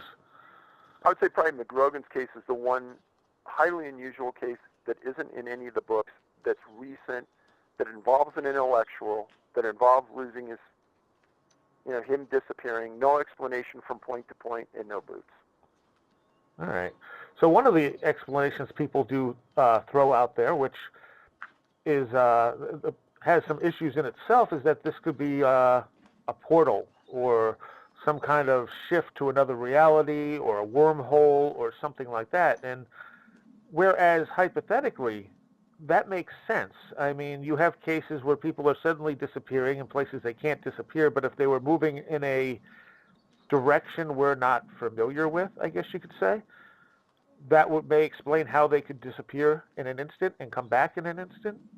But the problem is we don't know what that really means. To say a portal to where? We don't know if these things really exist. But if they do, we don't know where they're going. And the question I always bring up when somebody talks about portals is, if it's indiscriminate and random, how come 5 cars going down the freeway just don't drive into a portal and disappear? Right. Well, I mean, there is the argument that these portal areas are specific. Certain areas, like the legends we'll talk about, this boulder field has little people that abduct people and things like that. And I know you've mentioned some cases where people are out in the woods and suddenly everything looks different to them. Correct. And then they find their way back, and it's areas where they should have been familiar with, which, again, suggests that they've gone through some kind of shift of some sorts, whether it just be a effect on them mentally or if it's some kind of reality shift of some sorts. And if somebody could tell me how those portals work, yeah, it could go back into that facts are important category. Yes, yeah. And I mean, with the storms, maybe however they do work, creates, bad weather. Maybe it has something to do with Wilhelm Reich's cloudbuster type theories. Yeah, those are all good points that I wish somebody could explain with some factual context that would work. Right. And that's the thing. I mean, it would be a breakthrough if we could say, yeah, these things exist and here's how they work. But until we can do that, it's not a sufficient explanation. And what the other thing I talk to people about is they say, well, how come you're not taking a firmer stance on really what your thoughts are about what's happening? And I want people to understand something, that the most important part of this is the ability to communicate with family and victims. And imagine if I come out and I say, okay, it's prehistoric birds that are grabbing these people and carrying them from point to point and dropping them. And let's pretend that a family member loses someone and they Google my name, and that's the first thing they read on Google. This guy believes it's prehistoric birds. Right. Well, is that family really going to reach out to me and ask for some help or ask for my opinion about something or give me some insight as to what happened that isn't publicly available? I don't think so. And I'm sure your view of what's happening has changed significantly from the start of this to now. Well, of course. I mean, at the beginning, there was a lot more people saying, oh, you know what it is. He's just right, and he's trying to conceal facts here. He knows what's really happening. But I defy anybody to read all four of those books and tell me what fits the category for all these disappearances. Yeah. And like I said, my personal feeling is that there's more than one thing going on, but it could be interrelated, because it seems like some people are clearly being kidnapped, because there's no other explanation other than something somewhere is taking them, and sometimes putting them back and sometimes not. But it also seems like some people are just getting lost, and sometimes making it back to tell us they just got lost, but lost in a way they shouldn't have been able to get lost. Well, in a perfect world, I'd like to get all of these victims into a room at a conference, and one at a time send them out with a team and go through hypnosis.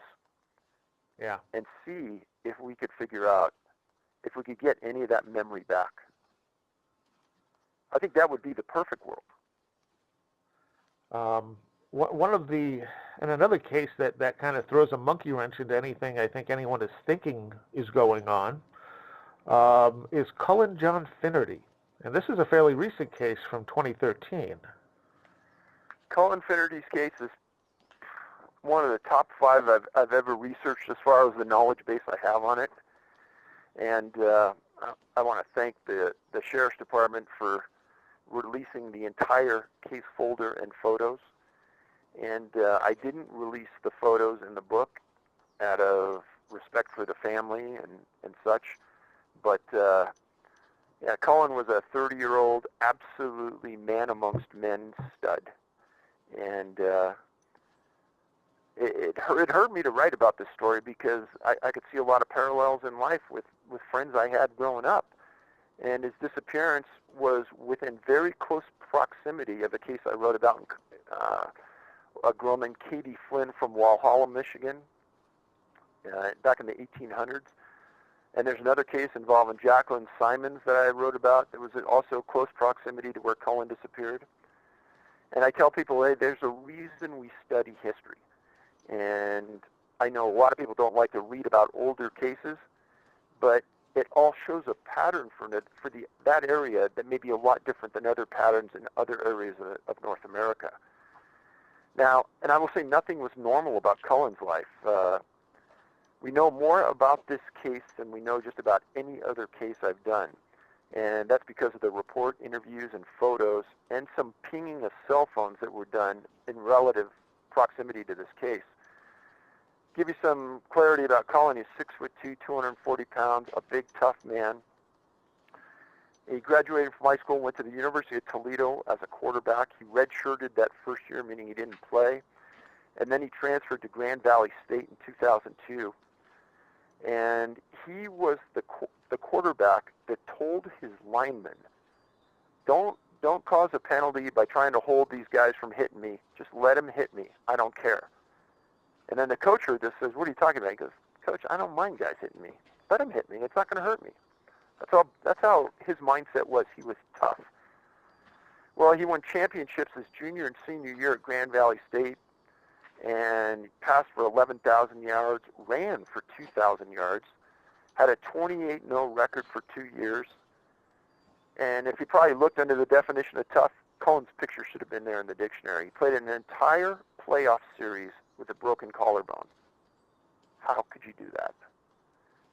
I mean, my world is hockey, and I coached hockey for years. My son plays Division I. I can't imagine playing any sport with a broken collarbone. He did. Yeah. And his was called the most successful college program in any history of football. In 2007, he signed as an undrafted free agent with the Baltimore Ravens. Later, he briefly played with the Broncos. And then he went and played pro football in Europe and came back and played arena football.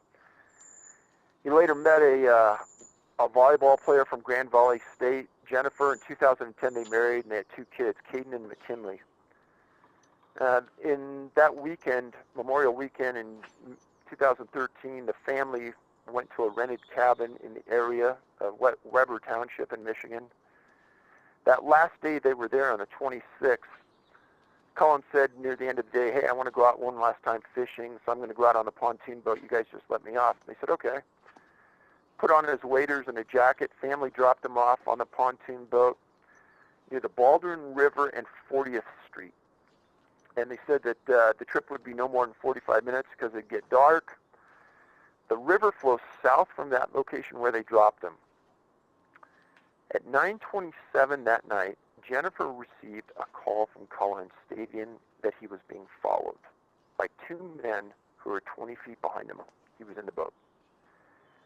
He said that they were on the bank, and he said that something was going to happen. Boom, the phone goes dead. A few minutes later, he says he's getting out of the river, and I'll quote this, I'm taking off my clothes. Phone hung up.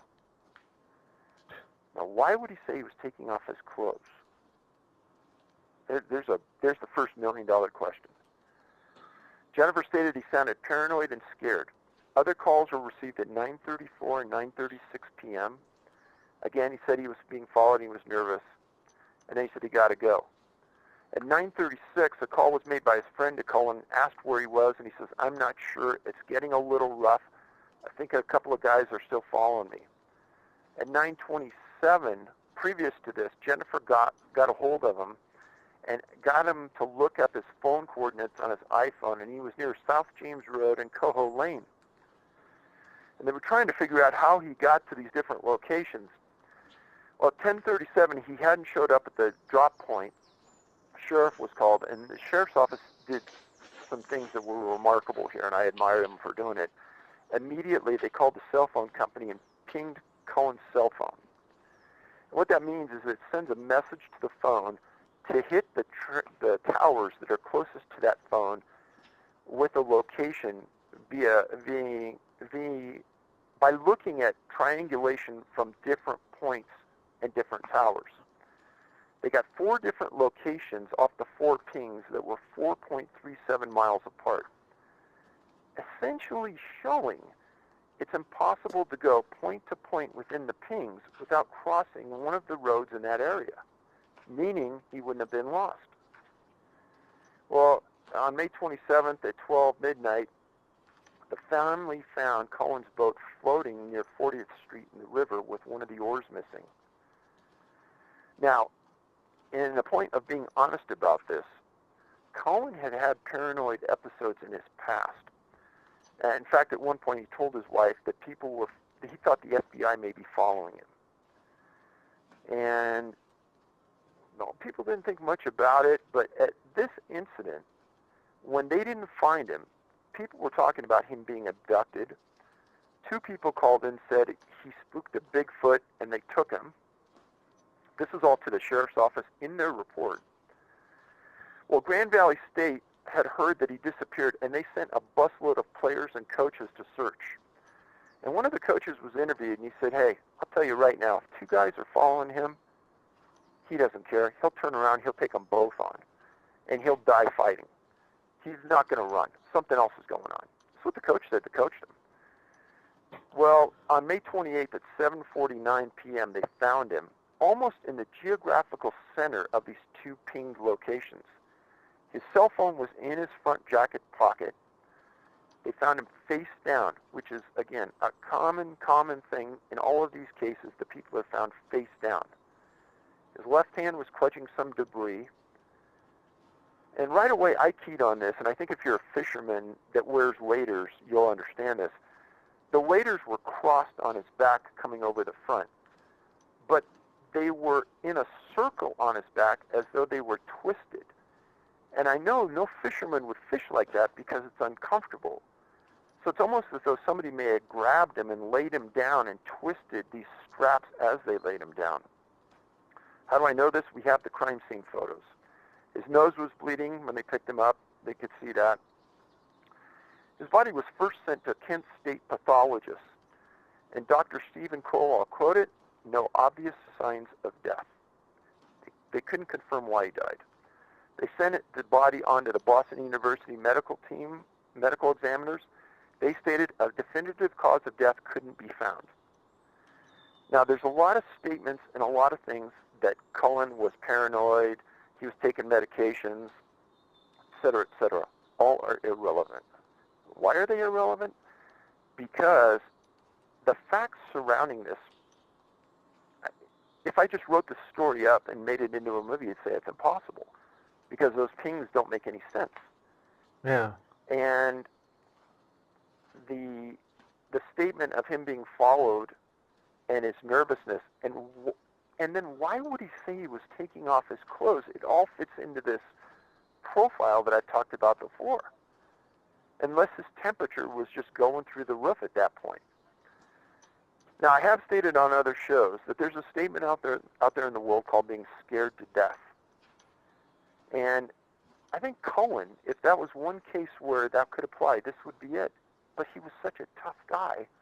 What would have scared him that bad? Right.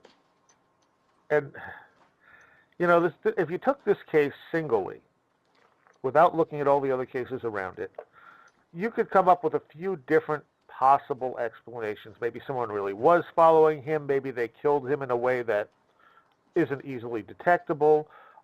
Maybe he was hallucinating and it eventually just literally scared him to death that, you know, he thought these things, that his greatest fears were coming after him or something. But when you look at it, as you said, in the context of all these other cases and in the context of previous disappearances in this area and the way the phone was pinged, it becomes such a puzzling case to add into all of this. Exactly. And if it was me out there, I'd be running from two guys. But Cullen, I invite everybody to go look at his picture on Google and Yahoo. The guy was a stud. Whatever he saw out there, whatever was happening to him, would have scared the heck out of you and me if it scared him. Yeah. Yeah, and there are other cases you have where people talk about seeing someone following them. You know, one of the things they come back with, they say, well, there were men following me in the woods, or I was scared because people were following me, but they don't really have any details on it. No, they don't. And they can't offer any explanation as to what they meant, which is unusual. Yeah, it almost feels like it's something that's just there in their head, and they're repeating it, but they don't really understand it. Exactly. Well, you have definitely uncovered something bizarre and concerning, because, you know, this is a lot of people that are experiencing this, and this is just the ones you found. Right. No, so who knows how... Go on.